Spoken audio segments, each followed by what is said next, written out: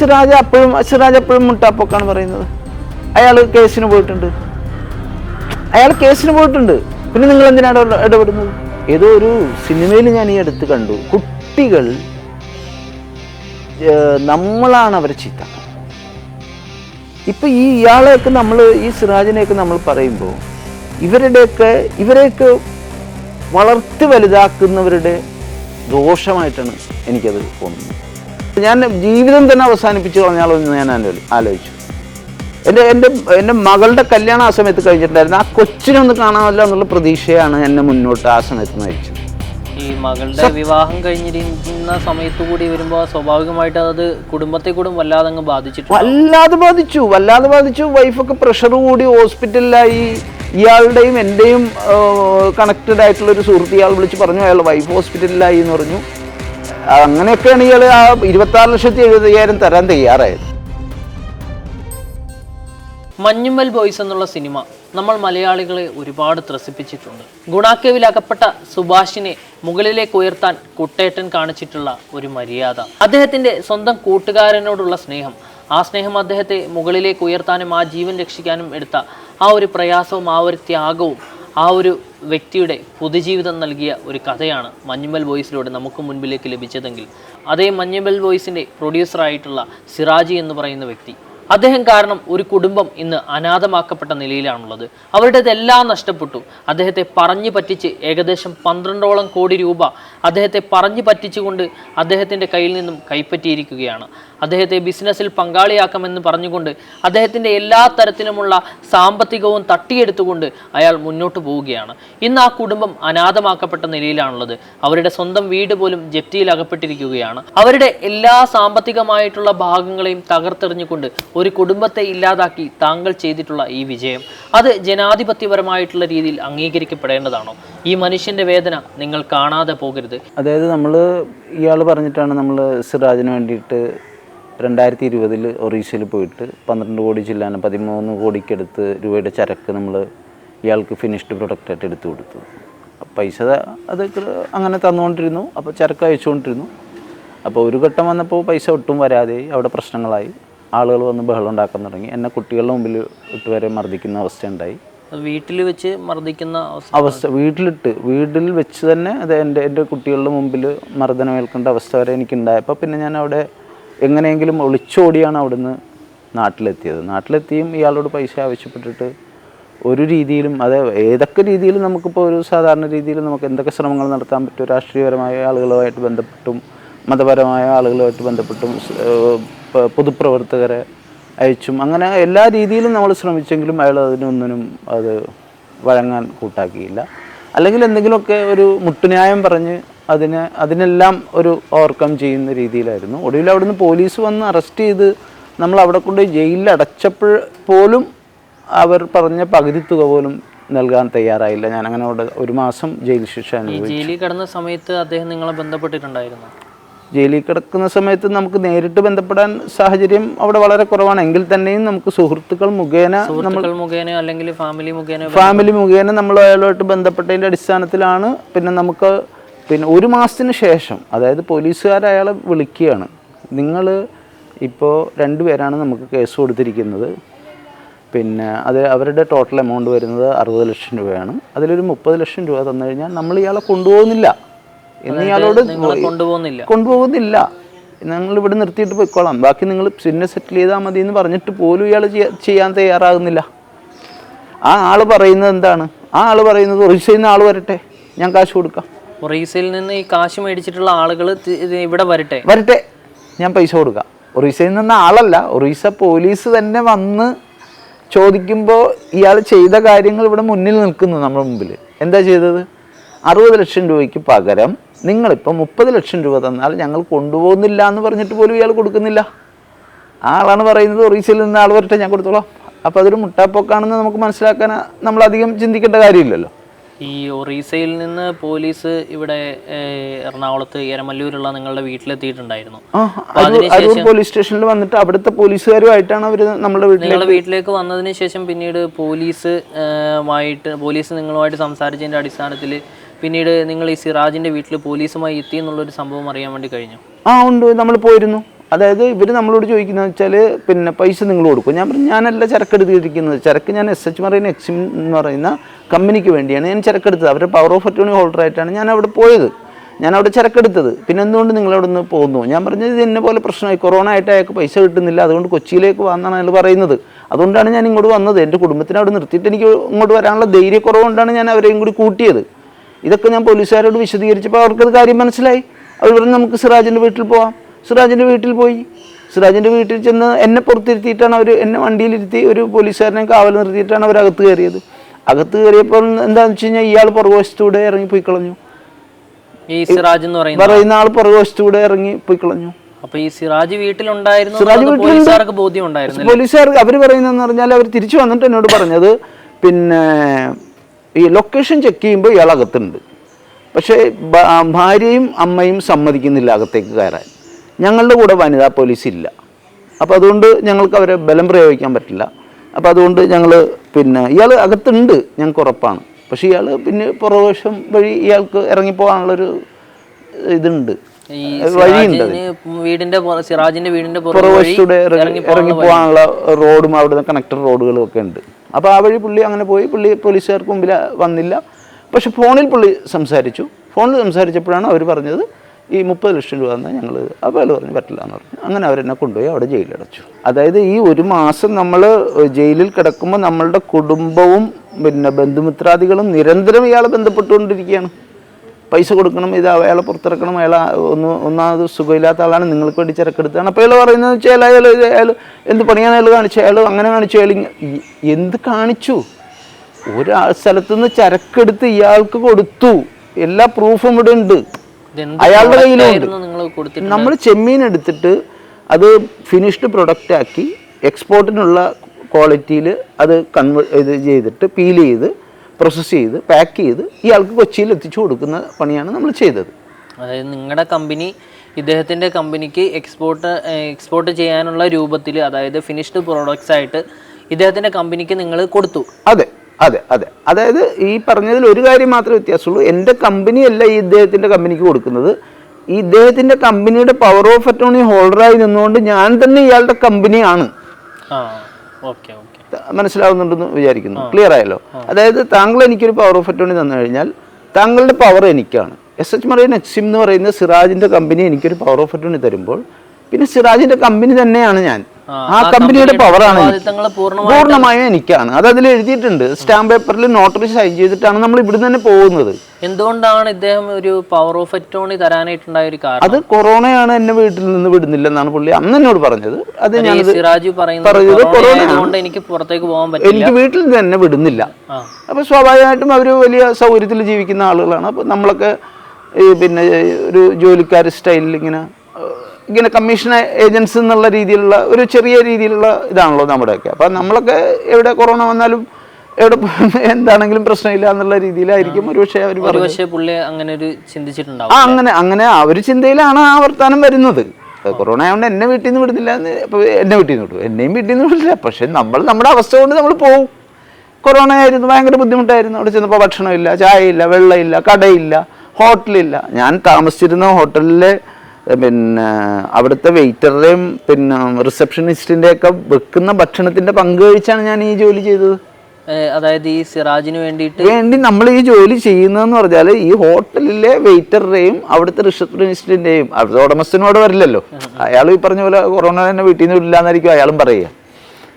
അപ്പൊ അവരുടെ ജോലിക്കാരുടെ ഭക്ഷണത്തിന്റെ പങ്ക് പറ്റിയാണ് ഞാൻ ഈ ജോലി ചെയ്തത്. വളരെയധികം പ്രയാസപ്പെട്ടാണ് ഞാനിത് എത്തിച്ചു കൊടുത്തത്. ഇയാൾ സാമ്പത്തികമായി ആ സമയത്ത് വളരെ പ്രയാസത്തിലായിരുന്നു. എന്നാൽ ഇയാൾ ആവശ്യമെങ്കിലും ഒന്ന് രക്ഷപ്പെട്ടു പോട്ടെ എന്നുള്ള എൻ്റെ ഈ വിശ്വാസത്തിന്റെ പുറത്താണ് ഞാനിത് ചെയ്തത്. പിന്നീട് എന്താണ് ഉണ്ടായത്? നിങ്ങൾ ഈ ഒറീസയിൽ നിന്ന് പോലീസ് വന്ന് അറസ്റ്റ് ചെയ്ത് കൊണ്ടുപോയതിനു ശേഷം ഇയാൾ പിന്നെ നമ്മളുടെ ആളുകൾ നിരന്തരമായി ബഹളമുണ്ടാക്കിയതിൻ്റെ അടിസ്ഥാനത്തിൽ 26,75,000 രൂപ എൻ്റെ ഭാര്യയുടെ അക്കൗണ്ടിൽ ഇയാൾ ഇട്ട് കൊടുത്തു. 26,75,000 രൂപ. ഇയാൾക്ക് കണക്ക് എവിടെ നിന്ന് കിട്ടിയെന്ന് എനിക്കറിയില്ല. എന്തായാലും 26,75,000 രൂപയാണ് ഇയാൾ ഇട്ട് കൊടുത്തത്. അതിന് നമ്മളുടെ കയ്യിൽ പ്രൂഫുണ്ട്, സ്റ്റേറ്റ്മെൻ്റ് ഉണ്ട്, കൊടുത്ത ചെക്കുകളുടെ രേഖയുണ്ട്. അവർക്ക് ചെക്കായിട്ടാണ് നമ്മൾ കൊടുത്തത്, ഈ കേസ് കൊടുത്തവർക്കേ. എന്നാൽ മാത്രമേ അവർ ജാമ്യാപേക്ഷനെ അനുകൂലിക്കുകയുള്ളൂ. നമുക്ക് ജാമ്യം കിട്ടുന്നില്ല.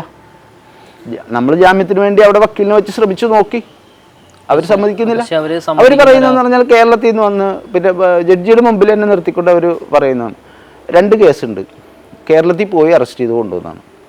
അപ്പോൾ ജഡ്ജി പറയുന്നത് റിജക്റ്റഡ്, ജാമ്യം റിജക്റ്റ് ചെയ്തു, അകത്തേക്ക് കൊണ്ടുപോകുക. അപ്പോൾ ഇതെല്ലാം നമ്മൾ ഇതുമായിട്ട് ബന്ധപ്പെട്ട് നടക്കുന്നത് അല്ലെങ്കിൽ കേസും കോടതിയായിട്ട് നടക്കുന്ന ഒരാളെ സംബന്ധിച്ച് ഇതൊന്നും വിഷയമല്ല. പക്ഷേ ഇതൊന്നും നമ്മളുടെ ജീവിതത്തിൽ ആദ്യമായിട്ട് സംഭവിക്കുന്ന സംഭവമാകുമ്പോൾ അതിൽ വരുന്ന നമ്മളുടെ പ്രശ്നങ്ങൾ, നമ്മുടെ പ്രഷർ, മാനസികമായിട്ടുള്ള നമ്മളുടെ ബുദ്ധിമുട്ടുകൾ, നമ്മുടെ പ്രയാസങ്ങൾ, ഞാൻ ജീവിതം തന്നെ അവസാനിപ്പിച്ച് കളഞ്ഞാലോ എന്ന് ഞാൻ ആലോചിച്ചു. എൻ്റെ മകളുടെ കല്യാണം ആ സമയത്ത് കഴിഞ്ഞിട്ടുണ്ടായിരുന്നു. ആ കൊച്ചിനൊന്ന് കാണാമല്ലോ എന്നുള്ള പ്രതീക്ഷയാണ് എന്നെ മുന്നോട്ട് ആ സമയത്ത് നയിച്ചത്. ഈ മകളുടെ വിവാഹം കഴിഞ്ഞിരുന്ന സമയത്ത് കൂടി വരുമ്പോൾ സ്വാഭാവികമായിട്ട് അത് കുടുംബത്തെ കൂടെ വല്ലാതെ അങ്ങ് ബാധിച്ചിട്ടുണ്ട്. വല്ലാതെ ബാധിച്ചു. വൈഫൊക്കെ പ്രഷർ കൂടി ഹോസ്പിറ്റലിലായി. ഇയാളുടെയും എൻ്റെയും കണക്റ്റഡ് ആയിട്ടുള്ള ഒരു സുഹൃത്ത് ഇയാൾ വിളിച്ച് പറഞ്ഞു അയാൾ വൈഫ് ഹോസ്പിറ്റലിലായി എന്ന് പറഞ്ഞു. അങ്ങനെയൊക്കെയാണ് ഇയാൾ ആ 26,70,000 തരാൻ തയ്യാറായത്. 26,70,000 രൂപ അല്ലാതെ വേറൊന്നും ഇയാൾ ഇതുവരെ കൊടുത്തിട്ടില്ല. മൊത്തം നിങ്ങൾക്ക് എത്ര രൂപയാണ്? ഈ 6.5 കോടി രൂപയാണ് നമ്മൾ അവിടുന്ന് പോരുമ്പോൾ ഇയാൾ നമുക്ക് തരാനുള്ളത്. 6.5 കോടി രൂപയോളം നമുക്ക് തരാനുണ്ട്. അതിലാണ് ഈ 26,70,000 രൂപ ഇയാൾ കൊടുത്തിട്ടുള്ളത്. ബാക്കി 5 ചില്ലറയ്ക്ക് ഇയാൾ പിന്നെ 85 ലക്ഷം രൂപയുടെ സ്റ്റോക്ക് ഇയാൾ കുറക്കണം എന്ന് പറഞ്ഞു. ഞാനത് പിന്നെ അതിൻ്റെ രേഖകൾ ഞാൻ അങ്ങോട്ട് തരാം. അവിടെ ഇരുന്ന സ്റ്റോക്ക്, അതായത് നമ്മൾ അവിടുന്ന് പോരുമ്പോൾ അവിടെ ഇരുന്ന സ്റ്റോക്ക് വിൽക്കാനായിട്ട് ഒരാളെ ഏൽപ്പിച്ചിട്ട് അയാളത് വിറ്റു. അപ്പോൾ അയാളത് വിറ്റ് കഴിയുമ്പോൾ ഇയാളുടെ എമൗണ്ടിൽ അത് കുറക്കണമല്ലോ. അപ്പോൾ ഇയാൾ പറഞ്ഞ എഗ്രിമെൻറ്റിൽ നമുക്കത് കുറച്ച് കാണിക്കണം എന്ന് പറഞ്ഞതിൻ്റെ അടിസ്ഥാനത്തിൽ അതും കുറച്ചിട്ടാണ് നമ്മൾ എഗ്രിമെൻറ്റ് തയ്യാറാക്കിയത്. 5.25 കോടിക്ക്. 5.25 കോടി. അത് ഇന്ന് വരെ പിന്നെ അതിൽ 1 രൂപ പോലും ആർക്കും കൊടുക്കും. 5.25 കോടി രൂപ നിങ്ങൾക്ക് തന്നെ. ഈ 5.25 കോടി രൂപയാണ് പുള്ളി വേറൊരു സ്ഥാപനം കുണ്ടന്നൂർ വാടകയ്ക്ക് എടുത്തിട്ട് അങ്ങോട്ട് ട്രാൻസ്ഫർ ചെയ്തിട്ട് ഈ മഞ്ഞുമൽ ബോയ്സിലേക്ക് ഇൻവെസ്റ്റ് ചെയ്തിരിക്കുന്നത്. ഈ 5.25 കോടി രൂപയാണ് മഞ്ഞുമൽ ബോയ്സിലേക്ക് ഇൻവെസ്റ്റ് ചെയ്തിരിക്കുന്നത്.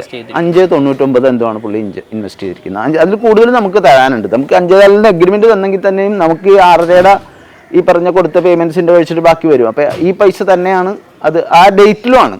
അതായത് 2022 മെയ്യിലാണ് നമുക്ക് എഗ്രിമെന്റ് തരുന്നത്. ഏകദേശം ആ പീരീഡിൽ തന്നെയാണ് ഈ പിന്നെ കോറൽ ഇംപെക്സ് എന്ന് പറഞ്ഞ സ്ഥാപനം ക്രിയേറ്റ് ചെയ്യുകയും അതിലേക്ക് ഫണ്ട് ട്രാൻസ്ഫർ ചെയ്യുകയും ചെയ്തിട്ടുള്ളത്. അതിൽ നിന്ന് ഈ ഫിലിം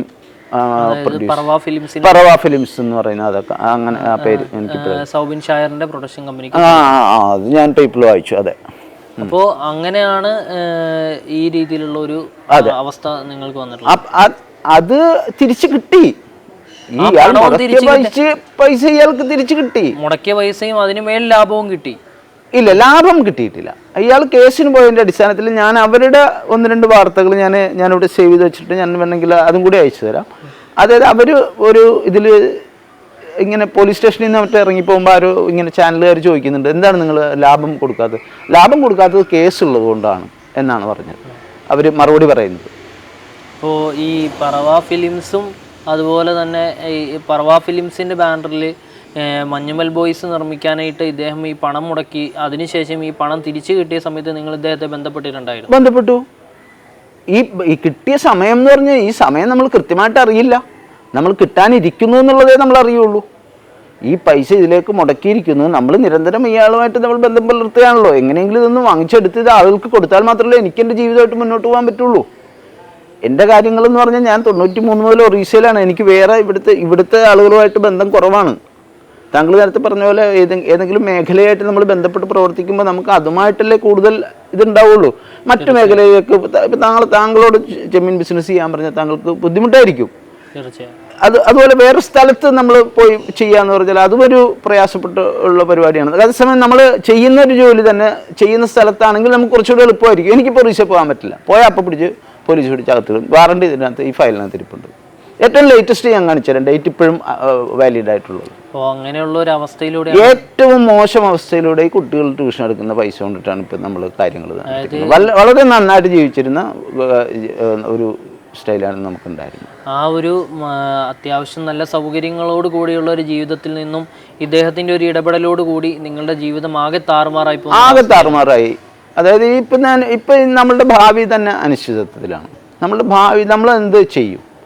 ഇപ്പം ഇയാളെ സംബന്ധിച്ചെന്ന് പറഞ്ഞാൽ ഇയാൾക്ക് ഇതല്ലെങ്കിൽ വേറെ 100 കണക്കിന് ബിസിനസ് ഉണ്ട്. അയാൾക്ക് അവരുടേതായ കുടുംബത്തിൻ്റെ ബിസിനസ്സുകളുണ്ട്. അതിൻ്റെ ആസ്തികളുണ്ട്. നമ്മളെ സംബന്ധിച്ചെന്ന് പറഞ്ഞാൽ നമ്മൾ തന്നെ പിന്നെ ആരും നനച്ചു വളർത്താതെ വളരുന്ന ചെടി എന്നൊക്കെ പറയില്ലേ, അതുപോലെ നമ്മൾ സ്വന്തമായ അധ്വാനത്തിലൂടെ വളർന്നു വരുന്നവരാണ്. നമ്മളുടെ കയ്യിൽ നീക്കിയിരിപ്പൊന്നുമില്ല.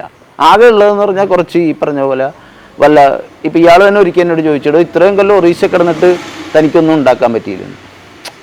ഉദ്ദേശിച്ചത് മോട്ടിച്ചുണ്ടാക്കാനാണ് ഈ പറഞ്ഞത്. ഞാൻ പറഞ്ഞു എൻ്റെ വീട്ടിൽ തന്നെ അത് പഠിപ്പിച്ചില്ല. ഇത്രയും കൊല്ലം നിങ്ങൾ ഒറീസയിൽ ജീവിച്ചിട്ട് നിങ്ങൾക്കൊന്നും ഉണ്ടാക്കാൻ പറ്റിയില്ലെങ്കിൽ തൻ്റെ കഴിവുകേടല്ലേ അതെന്നാണ് പുള്ളി ചോദിക്കുന്നത്. ആ രീതിയിലുള്ള ഒരു സംസാരമൊക്കെ പുള്ളി ആ രീതിയിലാണ് അവരുടെ മൈൻഡ് സെറ്റ്. അവരുടെ മൈൻഡ് സെറ്റ് അങ്ങനെയാണ്. അവരെ സംബന്ധിച്ചിടത്തോളം അപ്പൊ ഇത് പറയുന്നത് ഒരു പ്രശ്നമല്ല. അതല്ല, അവരെ സംബന്ധിച്ചതൊരു പ്രശ്നമല്ല. അവരെ സംബന്ധിച്ചതൊന്നും എത്തിക്സ് ഇല്ലാത്ത ഒരു ജീവിതത്തിലേക്ക് മടിയുണ്ടെന്ന് ഇല്ല. അവർക്ക് അങ്ങനെ വലിയ പ്രശ്നങ്ങളൊന്നുമില്ല. ഇപ്പൊ അവരുടെ ഒരു കുടുംബത്തിൽ ബന്ധപ്പെട്ട് ഞാൻ തുറന്നു പറയാം, ഞാൻ പുള്ളിയുടെ ഫാദറുമായിട്ട് ബന്ധപ്പെട്ടു. ഞാൻ സംസാരിച്ചപ്പോൾ പുള്ളി പറയുന്നതെന്ന് വെച്ചാൽ, ഞാൻ എഗ്രിമെന്റ് പുള്ളിക്ക് അയച്ചു കൊടുത്തു വാട്സപ്പിൽ ഇങ്ങനെ. അപ്പോൾ ഒരു ഇത് എന്തെങ്കിലും ഒരു മറുപടി വരുമല്ലോ എന്ന് വിചാരിച്ചു. പുള്ളി എന്നെ തിരിച്ച് വിളിച്ചു. അപ്പം തന്നെ ഈ സിറാജിന്റെ ഫാദർ അദ്ദേഹത്തെ ഞാൻ നേരത്തെ അറിയും. ഞങ്ങൾ ഒരുമിച്ച് ജോലി ചെയ്തിട്ടുള്ളതാണ്. ഈ സിറാജിന്റെ ഫാദറുമായിട്ട് ഞാൻ ഒരുമിച്ച് ജോലി ചെയ്തിട്ടുള്ള. അപ്പം ഞാൻ നേരിട്ട് അറിയും. ഞാൻ നേരിട്ട് കണ്ടപ്പോൾ എന്നോട് വളരെ സ്നേഹത്തോട് ഞാൻ സംസാരിച്ചു കേട്ടോ. ഞാൻ അത് കഴിഞ്ഞ് നേരിട്ട് കണ്ടു. ഈ ഫോണിൽ ഞാൻ അയച്ചു കൊടുക്കുമ്പോൾ പുള്ളിക്ക് ഞാൻ നേരിട്ട് കണ്ടിട്ടൊന്നുമില്ല, അടുത്തൊന്നും കണ്ടിട്ടില്ല. പുള്ളി എന്നെ തിരിച്ചു വിളിച്ചു, ഇതാരാ? ഞാൻ പറഞ്ഞു എൻ്റെ ഒരു സാധിക്കുന്നതാണ്. ഞാനിങ്ങനെ എന്താ ഇത് എഗ്രിമെന്റ് എനിക്ക് അയച്ചത്? അത് ഞാൻ പറഞ്ഞു ഇങ്ങനെ സിറാജ് തരാനുള്ള പൈസയാണെങ്കിൽ അത് വാങ്ങിക്കാനുള്ള ശ്രമം നടത്തി അത് വാങ്ങിച്ചോളണം. അതിന് കേസ് കൊടുക്കുക എന്താ വെച്ചാൽ ചെയ്ത് അത് നോക്കിക്കോളണം. അത് എനിക്ക് അയക്കുകയല്ല വേണ്ടത്. അപ്പൊ ഞാൻ സിറാജിന്റെ ഒരു വേണ്ടപ്പെട്ട ഒരു വ്യക്തിയാണല്ലോ അദ്ദേഹത്തിന്റെ ഫാദർ. അപ്പൊ അദ്ദേഹം പറയുന്നതാണ് ഞാനീ പറയുന്നത്. അദ്ദേഹം പറഞ്ഞത് തന്നെയാണ് ഞാനീ പറയുന്നത്. അത് സിറാജുമായിട്ട് തീർത്തോളണം. അത് എന്നെ ആയിട്ട് ഒരു രീതിയിലും ബന്ധപ്പെടാം. ഞാൻ പറഞ്ഞു കേസ് കൊടുക്കുന്നിടത്ത് പോലീസുകാരെ സ്വാധീനിച്ചും മറ്റുള്ള രാഷ്ട്രീയ സമ്മർദ്ദങ്ങൾ ചെലുത്തിയും അത് എവിടെയും എത്താതെ ആക്കുന്നു. അപ്പം നിങ്ങൾ വേറെ വഴി നോക്കണം. പുള്ളി പറയുക ഞങ്ങൾ അങ്ങനെയാണ്, ഞങ്ങൾക്ക് പൈസ കിട്ടാനുണ്ടെങ്കിൽ ഞങ്ങൾ ഏത് വഴിയും സ്വീകരിക്കും. അപ്പോൾ നിങ്ങൾക്ക് സ്വീകരിക്കാനുള്ള വഴികളെല്ലാം ഇവർ കൊട്ടിയടച്ചുകൊണ്ടിരിക്കുകയാണ് നിലവിൽ. അവർ ഇപ്പോൾ നമ്മളിപ്പോൾ പോലീസ് സ്റ്റേഷനിൽ കേസ് ഫയൽ ചെയ്തു, പള്ളുരുത്തി പോലീസ് സ്റ്റേഷനിൽ ഫയൽ ചെയ്തു. അവിടെ അവർ നമുക്ക് 2 കൊല്ലത്തിന് ശേഷം അവർ റിപ്പോർട്ട് നൽകി. എന്ത്? നമ്മൾ ഹാജരാകുന്നില്ല, ഞാൻ ഹാജരാകുന്നില്ല, ഒറിജിനൽ രേഖകൾ സബ്മിറ്റ് ചെയ്യുന്നില്ല. ഇത് പള്ളുരുത്തി പോലീസ് സ്റ്റേഷനിൽ നിങ്ങൾക്കെതിരായിട്ട് റിപ്പോർട്ടുകൾ സമർപ്പിച്ചു. അവർ കോടതിയിൽ സമർപ്പിച്ചു റിപ്പോർട്ട്. പള്ളുരുത്തി പോലീസ് സ്റ്റേഷൻ കോടതിയിൽ റിപ്പോർട്ട് സമർപ്പിച്ചു. സാദിക്ക് വിളിച്ചിട്ട് വരുന്നില്ല, ഒറിജിനൽ രേഖകൾ ഹാജരാക്കുന്നില്ല. അപ്പോൾ യഥാർത്ഥത്തിൽ നിങ്ങൾ പോലീസ് സ്റ്റേഷനിൽ ഈ രേഖകളൊക്കെ ഹാജരാക്കിയിട്ടുണ്ടായിരുന്നു?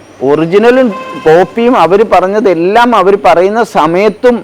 പിന്നെ താങ്കൾ ഇന്ന് വിളിച്ചപ്പോൾ ഞാൻ പറഞ്ഞതുപോലെ നിങ്ങളുടെ സമയം ഏതാണ്, ആ സമയത്ത് ഞാൻ എത്താം. കാരണം എൻ്റെ ജീവിതമല്ലേ ഇത്. എനിക്ക് വേറൊരു മാർഗമുണ്ടോ? ഇത് എന്തെങ്കിലും തീരുമാനമായിട്ട് വേണ്ട എനിക്ക് അവിടെ പോയി 10 പൈസ ഉണ്ടാക്കി എൻ്റെ കാര്യങ്ങൾ നടത്താൻ. അപ്പൊ ഞാൻ അതിൽ മുടക്കം വരുത്തുമെന്ന് താങ്കൾ കരുതുന്നുണ്ടോ? അപ്പോൾ അങ്ങനെയുള്ള ഒരു സമയത്ത് ഞാൻ ജീവിക്കുമ്പോൾ പറയുകയാണ് ഞാൻ ഹാജരാകുന്നില്ല, ഒറിജിനൽ ഡോക്യുമെന്റ്സ് ഹാജരാക്കുന്നില്ല, പോലീസ് റിപ്പോർട്ട് കോടതി. ആ കോടതിയുടെ റിപ്പോർട്ട് ഞാനിപ്പോൾ കോർട്ടിൽ നിന്ന് ഞാൻ ആവശ്യപ്പെട്ടിട്ടുണ്ട്. അത് കോപ്പി കിട്ടും നമുക്കത്. പോലീസ് എന്താ റിപ്പോർട്ട് കൊടുക്കും, എന്നിട്ട് വേണം അടുത്ത നിയമ നടപടിയെ കുറിച്ച് ആലോചിക്കാൻ. വക്കീലില്ല നമുക്ക്. ഇതിൽ ഏറ്റവും വലിയൊരു തലവേദന ഇയാൾ ഉണ്ടാക്കി വെച്ചെന്ന് വെച്ചാൽ, നമ്മൾ ഏതെങ്കിലും രീതിയിൽ നിയമപരമായി നീങ്ങി ഇയാളുടെ കയ്യിൽ നിന്ന് ഈ പൈസ നമ്മൾ വാങ്ങിച്ചെടുക്കാനുള്ള എല്ലാ തെളിവുകളും നമ്മുടെ കയ്യിലുണ്ട്. ഇയാൾ പൈസ ചരക്ക് റിസീവ് ചെയ്തതിൻ്റെ രേഖകളുണ്ട്, ബാങ്ക് സ്റ്റേറ്റ്മെൻറ്റ്സ് ഉണ്ട്, അതിനുള്ള സാക്ഷികളുണ്ട്, എല്ലാം ഉണ്ട്.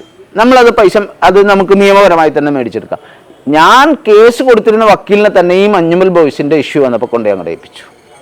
ഇദ്ദേഹം കൊണ്ട് കേസ് ഏൽപ്പിച്ചു. ആ വക്കീലിനെ തന്നെ ഏൽപ്പിച്ചു. ഇയാൾക്ക് വേറെ വക്കീലിനെ എവിടെയും കിട്ടിയില്ല.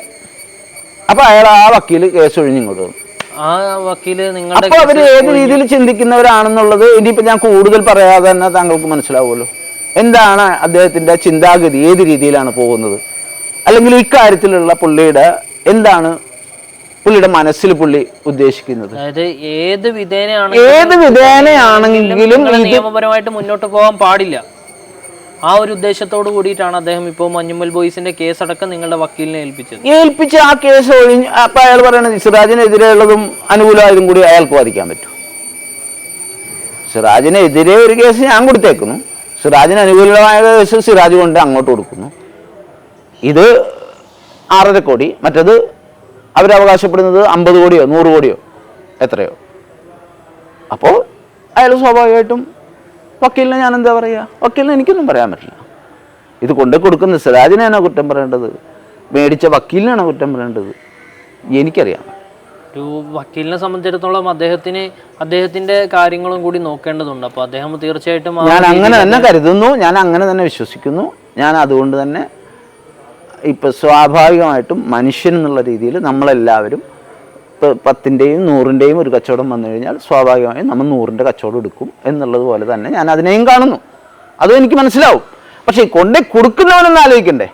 അതെ, മാനുഷികമായിട്ടുള്ള ഒരു പരിഗണന ആ വിഷയത്തിൽ അദ്ദേഹം കാണിച്ചിട്ടുണ്ടായിരുന്നെങ്കിൽ തീർച്ചയായിട്ടും അദ്ദേഹം അത് മറ്റൊരാളിലേക്ക് എത്തിക്കണമായിരുന്നു. അതാണ് ചെയ്യേണ്ടിയിരുന്ന കാര്യം. പക്ഷേ അദ്ദേഹം മനഃപൂർവ്വം താങ്കളെ ബുദ്ധിമുട്ടിക്കണമെന്നുള്ള ഒരു ഉദ്ദേശത്തോടു കൂടി തന്നെ ഈ രീതിയിൽ കേസ് താങ്കളുടെ വക്കീലിനെ തന്നെ കൊണ്ട് ഏൽപ്പിച്ചു. ഇത് പിന്നീട് ഞാൻ വക്കീലിനെ വിളിക്കുമ്പോൾ വക്കീൽ പറയുന്ന ഒരു ഓഫീസിലേക്ക് എനിക്കൊരു കാര്യം സംസാരിക്കാനുണ്ട്. ഏത് കേസ് മാറി ഓരോന്നും ഞാൻ അറിയുന്നില്ല കേട്ടോ, കേസ് ഒഴിഞ്ഞ ഓരോന്നും ഞാൻ അറിയുന്നില്ല. എനിക്ക് ഏതോ ഒരു ഡേറ്റ് ഇട്ടിട്ട് പുള്ളി ഒരു NOC ഇങ്ങോട്ട് തരികയാണ്. ഇത് വാങ്ങിക്കാൻ വേണ്ടി ഞാനവിടെ വെയിറ്റ് ചെയ്യുമ്പോൾ ഈ സിറാജിൻ്റെ ഒരു ആളും അവിടെ ഉണ്ട്. അയാളും വക്കീലിനെ കാണാൻ വേണ്ടി ഇരിക്കുകയാണ്. നിങ്ങൾ ഓഫീസിൽ ചെല്ലുമ്പോൾ അതേ സമയത്ത് തന്നെ അവിടെ സിറാജിൻ്റെ ഒരാളും ഉണ്ട്. അപ്പോൾ അയാൾ എന്നോട് ചോദിച്ചു, പിന്നെ എന്താ ഇവിടെ? ഞാൻ പറഞ്ഞു ഇങ്ങനെ കേസിൻ്റെ ഇത് തിരിച്ചു വാങ്ങിക്കാൻ വേണ്ടി വന്നതാണ്. പിന്നീട് അയാൾ എന്നോട് പറയുകയാണ്, അതും കൊണ്ട് പോയിട്ട് അവൻ എന്ത് കാണിക്കാനാണ്? അതായത് ഇവർക്ക് ഒന്നും ഒരു പ്രശ്നമല്ല. അതായത് നിങ്ങളുടെ ജീവിതവും പ്രശ്നമല്ല, നമ്മൾ ഏത് രീതിയിൽ പ്രതികരിച്ചാലും അവർക്ക് പ്രശ്നമല്ല, നമ്മൾ ഏത് രീതിയിൽ മുന്നോട്ട് പോയാലും അവർക്ക് പ്രശ്നമല്ല, നമ്മൾ നശിഞ്ഞാലും അവർക്ക് പ്രശ്നമല്ല. അവരെ ഇതൊന്നും ബാധിക്കുന്നതല്ല. ഇതെന്താ ഇത് ഏത് ലോകത്തെ ഇവരൊക്കെ ജീവിക്കുന്നത് എനിക്ക് മനസ്സിലാകുന്നത്. ചുറ്റുമുള്ള മനുഷ്യജീവികളോട് ഒരു ഇതൊക്കെ വേണ്ടേ, മാനസികമായിട്ടുള്ള ഒരു പരിഗണന കാണിക്കണ്ടേ? അതും താങ്കളുടെ വിഷയത്തിൽ അവർ കാണിച്ചിട്ടില്ല. ഞാനിപ്പോൾ ഈ വിഷയത്തിൽ കൂടുതലായിട്ടൊന്ന് അന്വേഷിച്ചപ്പോൾ താങ്കൾ താമസിച്ചിരുന്ന താങ്കളുടെ ഒരുപാട് കാലത്തെ സ്വപ്നം കൊണ്ട് താങ്കൾ പടുത്തുയർത്തിയ ഒരു വീടുണ്ടായിരുന്നു. ആ വീട് പോലും താങ്കൾക്ക് നഷ്ടപ്പെട്ട ഒരു അവസ്ഥ. അത് ഈ കാലാവധിയിൽ ഒരുപക്ഷെ നമുക്ക് ഈ പൈസ കിട്ടിയിരുന്നെങ്കിൽ അത് നമുക്ക് കോടതിയിൽ അടച്ച് ഏതെങ്കിലും രീതിയിൽ, ഞാൻ അത് അയാളോട് പറഞ്ഞിരുന്നതാണ്. അതിനൊരു ബാർഗനിങ് പ്രൈസും എല്ലാം നമ്മൾ സെറ്റിൽ ചെയ്ത് അവർ നമ്മളോട് 63 ലക്ഷവും പ്ലസ് ഇൻട്രസ്റ്റും ആയിരുന്നു ഞങ്ങൾ കൊടുക്കാനുണ്ടായിരുന്നത്. അതൊരു 50 ചില്ലറയിലാക്കി തരാമെന്ന് അവർ ഏറ്റു. 50 ലക്ഷത്തിൽ നമുക്ക് 1 ടൈം സെറ്റിൽമെൻറ്റ് ചെയ്ത് തന്നേക്കാമെന്ന് പറഞ്ഞാണ്. നമുക്ക് ഈ പറഞ്ഞ എഗ്രിമെൻറ്റിൻ്റെ പ്രകാരമുള്ള തുക കിട്ടിയിരുന്നെങ്കിൽ നമുക്കതെങ്ങാനും ഒന്ന് വാങ്ങിച്ചെടുക്കുക എന്തെങ്കിലും ചെയ്യാമായിരുന്നു, അല്ലെങ്കിൽ വേറെ എന്തെങ്കിലും രീതിയിൽ എന്തെങ്കിലും ചെയ്യാമായിരുന്നു. അത് തന്നെയും കിട്ടിയിരുന്നെങ്കിൽ ഒരുപക്ഷെ നമുക്ക് സ്വസ്ഥമായി കിടന്നുറങ്ങുകയെങ്കിലും ചെയ്യാം. ഇതിപ്പോൾ മാസം നമ്മൾ ഒരു തുക കണ്ടെത്തണം. അതും ഒരു ജോലിയും ചെയ്യാൻ പറ്റുന്നില്ല. ഈ 53-ാമത്തെ വയസ്സിൽ ഇത്രയും പ്രശ്നങ്ങൾ, ശാരീരികവും മാനസികവുമായ പ്രശ്നങ്ങൾ അനുഭവിക്കുന്ന ഞാൻ എന്ത് ജോലിക്ക് പോകും? എനിക്കറിയാവുന്നൊരു ജോലി അവിടെ ഏറ്റവും സുവർണമായിട്ട് അവിടെ നിൽക്കുന്നു. അത് ചെയ്യാൻ എന്നെ അനുവദിക്കുന്നില്ല. എനിക്ക് അങ്ങോട്ട് ചെല്ലാൻ പറ്റുന്നില്ല. വീട്ടിലെ അവസ്ഥകൾ ഇവിടെ ഇപ്പോൾ ഞാൻ വന്നപ്പോൾ തന്നെ കാണാൻ വേണ്ടി കഴിഞ്ഞിട്ടുണ്ടായിരുന്നു. കുട്ടികൾക്ക് ട്യൂഷൻ എടുക്കാൻ വേണ്ടിയിട്ട് തയ്യാറെടുപ്പുകൾ ഇവിടെ ഒരുക്കി വെച്ചിരിക്കുന്നത്. അപ്പോൾ നിങ്ങളുടെ വലിയൊരു സൗകര്യം ഉണ്ടായിരുന്ന ഒരു ജീവിതത്തിൽ നിന്ന് നിങ്ങൾ തികച്ചും നിങ്ങൾ സാമ്പത്തിക ഞെരുക്കത്തിൽ കൂടി പോകുമ്പോൾ പോലും നിങ്ങൾ അതിൽ കൂടുതൽ അറിവ് പകർന്നു കൊടുക്കുന്ന കുട്ടികളുടെ ഒരു മേഖലയാണ് നിങ്ങളുടെ കുടുംബം തിരഞ്ഞെടുത്തിട്ടുള്ളത്. എൻ്റെ കുട്ടികളെ ഞാൻ നന്നായിട്ട് പഠിപ്പിച്ചിട്ടുണ്ട്. എൻ്റെ എല്ലാ എഫേർട്സും ഞാൻ അവർക്ക് വേണ്ടി ഏറ്റവും നല്ലത്, എന്നെ കൊണ്ടാവുന്നതിൽ ഏറ്റവും നല്ലത് ഞാൻ അവർക്ക് വസ്ത്രങ്ങളാണെങ്കിലും വിദ്യാഭ്യാസമാണെങ്കിലും സ്വഭാവമാണെങ്കിലും. ഏതോ ഒരു സിനിമയിൽ ഞാൻ ഈ അടുത്ത് കണ്ടു, കുട്ടികൾ നമ്മളാണ് അവരെ ചീത്താക്കുന്നത്. ഇപ്പം ഇയാളെയൊക്കെ നമ്മൾ, ഈ സിറാജിനെയൊക്കെ നമ്മൾ പറയുമ്പോൾ ഇവരെയൊക്കെ വളർത്തി വലുതാക്കുന്നവരുടെ ദോഷമായിട്ടാണ് എനിക്കത് തോന്നുന്നത്. അല്ലെങ്കിൽ ഇയാൾക്ക് ഇങ്ങനെ ആകുമോ? അവരല്ലേ ഇതിനൊക്കെ കാരണക്കാരെന്ന് ഞാൻ ഈ അടുത്തൊരു വിജയുടെ ഒരു ചിത്രത്തിൽ അവൻ പറയുന്നുണ്ട്, നിന്നെയൊക്കെ വേണം ആദ്യം തല്ലാൻ. അവൻ്റെ തന്തേനോട് പറയുന്നു. ഈ ഒരു മാനസികമായിട്ടുള്ള ഒരു അവസ്ഥയും ശാരീരികമായിട്ടുള്ള ഒരു ബുദ്ധിമുട്ടുകളുമൊക്കെ നേരിടുന്ന സമയത്തും കുടുംബത്തെ ചേർത്ത് പിടിക്കാൻ നിങ്ങൾ കാണിച്ചിട്ടുള്ള ഒരു മാനുഷികമായിട്ടുള്ള ഒരു പരിഗണനയുണ്ട്. നമ്മളെന്നും കുടുംബമാണ് നമ്മളുടെ മുന്നിൽ. നമുക്ക് കുടുംബമല്ലാതെ നമ്മൾ പിന്നെ എന്തിനാണ് കൂടുമ്പോൾ ഇമ്പമുണ്ടാകുന്നത്. അതാണ് കുടുംബം എന്ന വാക്കിൻ്റെ അർത്ഥമെന്ന് ഞാൻ ഈ അടുത്തിടെ വായിക്കണ്ടായി. നമുക്ക് കുടുംബമല്ലാതെ നമുക്ക് എന്താണ് ചേർത്ത് പിടിക്കാനുള്ളത്? നമ്മൾ ആർക്കു വേണ്ടിയാണ് ജീവിക്കുന്നത്? എന്തിനാണ് നമ്മൾ ഈ കിടന്ന് കഷ്ടപ്പെടുന്നത്? ഈ കോടികളൊക്കെ ഇവരുണ്ടാക്കി വെച്ചിട്ട് ഇവരിത് വല്ല ഈ കാണുന്ന പോലെ വല്ല മക്കൾ കഞ്ചാവോ അല്ലെങ്കിൽ വേറെ വല്ലതൊക്കെ ആയിപ്പോ. ഇവിടെ മറ്റൊരു സംഗതി എന്ന് പറയുന്നത് താങ്കൾക്ക് 3 പെൺമക്കളാണ്. താങ്കളുടെ ഒരു മകളുടെ വിവാഹത്തിൻ്റെ സമയത്താണ്, താങ്കൾക്ക് വിവാഹം കഴിഞ്ഞിരിക്കുന്ന അതിനോടനുബന്ധിച്ചിരിക്കുന്ന ഒരു സമയത്താണ് ഈ വിഷയങ്ങളുടെ തുടക്കമുണ്ടാകുന്നത്. അതിനുശേഷം പിന്നീട് ഇങ്ങോട്ട് താങ്കളുടെ കുടുംബത്തെ പുലർത്തിക്കൊണ്ട് മുന്നോട്ട് പോകുന്നത് താങ്കളുടെ പെൺമക്കൾ തന്നെയാണ്. അപ്പോൾ ഈ ഒരു അവസ്ഥയിലെങ്കിലും മാനുഷികമായിട്ടുള്ള ഒരു മനുഷ്യ പരിഗണന വെച്ചിട്ട് ഈ ഒരു അവസ്ഥ മനസ്സിലാക്കിക്കൊണ്ടെങ്കിലും അദ്ദേഹം നിങ്ങളെ പരിഗണിക്കേണ്ടതാണ്. പിന്നീട് എപ്പോഴെങ്കിലും അദ്ദേഹം നിങ്ങളെ ഏതെങ്കിലും വിധേന ബന്ധപ്പെടാൻ വേണ്ടി ശ്രമിച്ചിട്ടുണ്ടായിരുന്നു? ഇങ്ങോട്ട് പുള്ളി ബന്ധപ്പെടാൻ ശ്രമിച്ചിട്ടില്ല, ഞാൻ അങ്ങോട്ട് ശ്രമിച്ചിട്ടുണ്ട് പല തവണ. ഏറ്റവും അവസാനം എന്നായിരുന്നു? ഏറ്റവും അവസാനം എന്ന് പറഞ്ഞാൽ ഈ സിനിമയുടെ പൈസ കിട്ടിയെന്ന് അറിയുന്നതിന് മുമ്പായിട്ട് ഞാൻ ഒരിക്കലും ഇയാളുടെ വീട്ടിൽ പോയി, സിറാജിന്റെ വീട്ടിൽ പോയിട്ട് പിന്നെ അവിടെയുള്ള അപ്പോഴാണ് ഞാൻ പറഞ്ഞത്, നേരത്തെ ഞാൻ പറഞ്ഞ പോലെ ഫാദറിനെ നേരിട്ട് കണ്ടു. അപ്പോൾ പുള്ളിയാണ് നീ വാ ഇരിക്കുന്നൊക്കെ പറഞ്ഞു.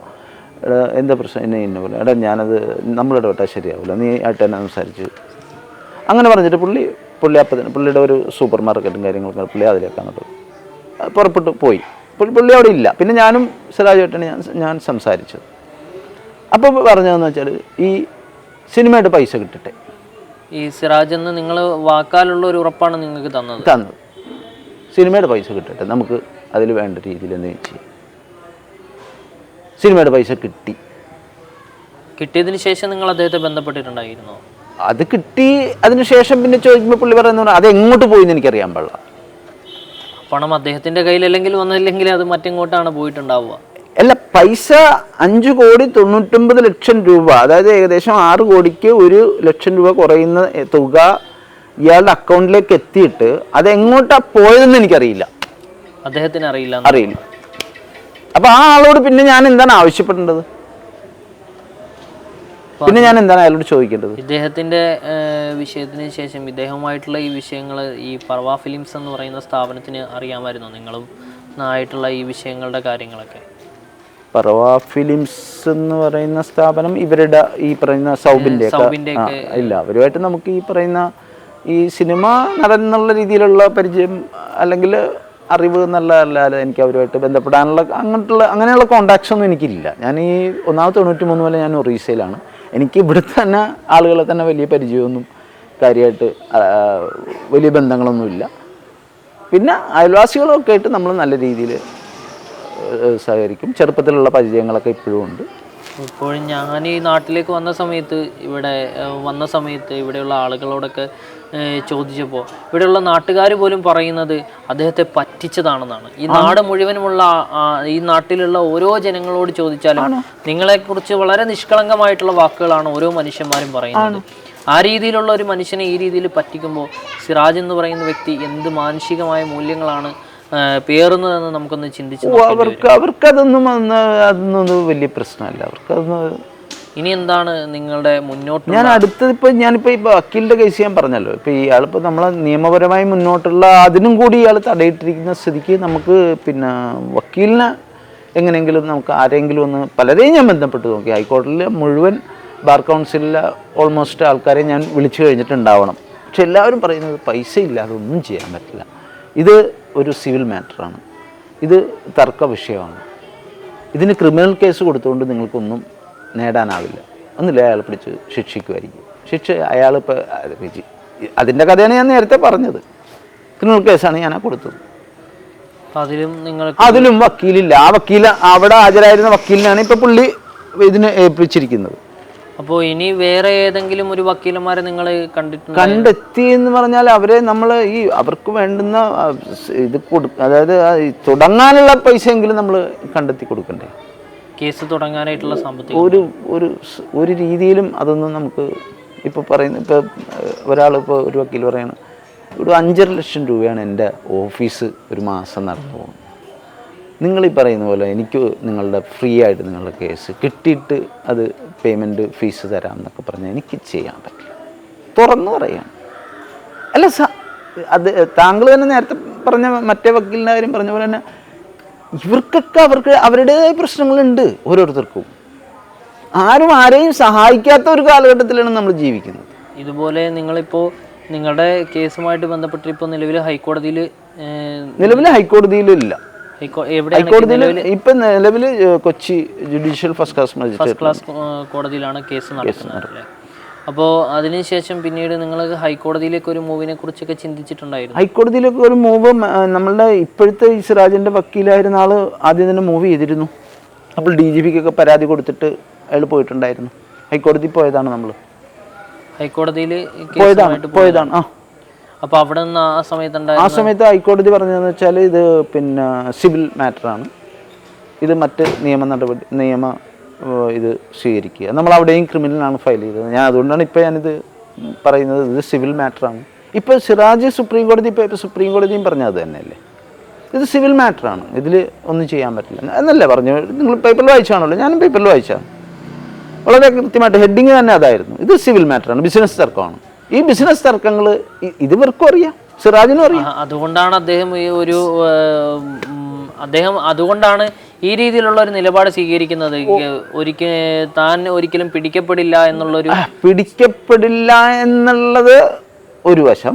അതിനുള്ള എന്തെങ്കിലുമൊക്കെ ഒരു സാധ്യത തെളിഞ്ഞു വന്നാൽ അത് ഞങ്ങൾക്ക് അടയ്ക്കാൻ അറിയാം എന്നുള്ള ധാർഷ്ട്യം. അദ്ദേഹം ഇനിയിപ്പോ നിങ്ങൾക്ക് വാങ്ങിച്ചെടുക്കാമെങ്കിൽ വാങ്ങിച്ചോ എന്നുള്ളൊരു ഒരു രീതിയാണ് പുള്ളിക്ക്. വാങ്ങിക്കാമെങ്കിൽ വാങ്ങിക്കും, തനിക്ക് അത് അയാൾ എന്നോട് അങ്ങനെ തന്നെ പറഞ്ഞിട്ടുണ്ട്.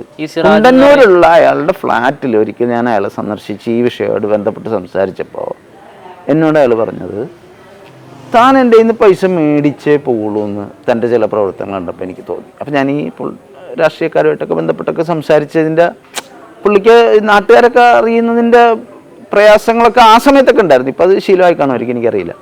ഈ രാഷ്ട്രീയ മേഖലയിൽ നിങ്ങൾ ആരെയാണ് ബന്ധപ്പെട്ടിട്ടുണ്ടായിരുന്നത്? നമുക്ക് വളരെ അടുത്ത ആളുകളുണ്ട്, CPMന്റെ ആൾക്കാരൊക്കെ ഉണ്ട്. അവരൊക്കെയാണ് അവർ മുഖേനയാണ് ബന്ധപ്പെട്ടത്. അപ്പൊ അവരിൽ നിന്ന് കിട്ടിയ മറുപടി എന്തായിരുന്നു സിറാജിന്റെ ഭാഗത്ത് നിന്നുണ്ടായ? സിറാജ് എപ്പോഴും മുട്ടാപ്പൊക്കാണ് പറയുന്നത്. അയാൾ കേസിന് പോയിട്ടുണ്ട്. പിന്നെ നിങ്ങൾ എന്തിനാണ് ഇടപെടുന്നത്? അയാൾ കേസിന് പോയിട്ടില്ലായിരുന്നെങ്കിൽ ഒരു പക്ഷേ നിങ്ങൾ ബന്ധപ്പെടാമായിരുന്നു എന്നുള്ള ഒരു മറുപടി. അതായത് എവിടെയും പുള്ളിക്ക് മറുപടിക്ക് ക്ഷാമമില്ല. അതായത് ഒരു സൈഡിൽ അദ്ദേഹം പറയുന്നു, എന്താണ്, ഞാൻ സെറ്റിൽമെന്റിന് തയ്യാറാകാം, പക്ഷെ കേസിന് പോകാൻ പാടില്ല. അപ്പോ നിങ്ങൾ കേസ് സൈഡില് ഇവിടെ ഒറീസിൽ നിന്ന് ആൾ ഇവിടെ വന്നിരിക്കുന്ന സമയത്ത് പറയുന്നത് നിങ്ങൾ കേസുമായിട്ട് മുന്നോട്ട്. അപ്പൊ ഇത് രണ്ടും അദ്ദേഹത്തിന്റെ ഒരു നിലപാടിൽ അദ്ദേഹം എവിടെയാണ് സ്ഥിരത പുലർത്തുന്നത് നമുക്ക് മനസ്സിലാവും. താങ്കൾ അദ്ദേഹമായിട്ട് ഇപ്പൊ ഈ ഇന്റർവ്യൂവിനെ കാണിച്ചുകൊണ്ട് താങ്കൾ അദ്ദേഹമായിട്ട് സംസാരിക്കുകയാണെന്നിരിക്കട്ടെ, ഞാൻ ക്യാമറക്ക് മുമ്പിൽ ഇരുന്നാണല്ലോ സംസാരിക്കുന്നത്, ഇത് റെക്കോർഡ് ചെയ്യുന്ന സംഭവമാണല്ലോ ഞാനിത്. അതുകൊണ്ട് ഞാനിത് പറയുന്നത്, അത് എന്താ പറയാ, നാളെ എനിക്ക് മാറ്റി പറയാൻ പറ്റില്ലല്ലോ. അപ്പൊ ഞാൻ പറയുന്നത്, താങ്കളിപ്പോ ഈ സമയത്ത് ഈ സാധനം കൊണ്ട് സിറാജിനെ കാണിച്ചിട്ട് ചോദിക്കുകയാണ്, സിറാജ് ഇത് ഇന്ന പോലെ ഒരു വിഷയം ഉണ്ടല്ലോ എന്ന് പറഞ്ഞാൽ, സിറാജ് അതിന് പറയുന്ന മറുപടി താങ്കൾ കേട്ട് കഴിഞ്ഞാൽ താങ്കൾ ഒരുപക്ഷെ വാർത്ത കൊടുക്കുന്നത് സിറാജിന് അനുകൂലമായിട്ടായിരിക്കും. നമ്മളൊരിക്കലും ഒരു വാർത്ത ചെയ്യുന്ന സമയത്ത്, ഒരു വാർത്ത അല്ലെങ്കിൽ ഒരു സംഭവത്തെക്കുറിച്ച് നമ്മൾ പറയുന്ന സമയത്ത് ഒരിക്കലും നമ്മൾ ജനാധിപത്യ വിരുദ്ധമായിട്ടുള്ള തീരുമാനങ്ങൾ ഒരിക്കലും എടുക്കില്ല. അത് ജനങ്ങൾക്ക് വേണ്ടിയിട്ടുള്ളതാണ്. ഞാൻ അതിനൊരു ഉപമ പറഞ്ഞതാണ്. അത് ഒരു ഇത് താങ്കൾ അങ്ങനെ ചെയ്യും എന്നല്ല ഞാൻ പറഞ്ഞത്, അതങ്ങനെ ആക്കി തരും പുള്ളി. അത്രയ്ക്കും മിടുക്കാണ് പുള്ളിക്കുള്ളത്. അതായത് സംസാര ശൈലിയിൽ ഏതൊരാളെയും പുള്ളി ശരിയാക്കി നല്ല കൃത്യമാക്കി. അപ്പൊ താങ്കൾ ചോദിക്കരുത്, ഇത്രയും നല്ലൊരു മനുഷ്യനെ പറ്റിയാണോ താനിങ്ങനെ മോശമായിട്ടൊക്കെ സംസാരിച്ചത്? ഇതൊരു പാവം മനുഷ്യനാണ് താൻ. സിനിമയൊക്കെ പ്രൊഡക്ഷൻ ചെയ്യുന്ന ഒരാളെ സംബന്ധിച്ചിടത്തോളം സിനിമ അഭിനയം ജീവിതത്തിലേക്കും പ്രാവർത്തികമാക്കുന്നുണ്ടോ എന്നുള്ളതിന്റെ ഒരു ഉദാഹരണമാണ് എനിക്ക് തോന്നുന്നത്. അഭിനയം എന്ന് പറഞ്ഞാലൊന്നും അഭിനയം നിൽക്കില്ല, അതിനും മുകളിലാണ് അതിന്റെ ഒരു സ്ഥലം തീർച്ചയായിട്ടും.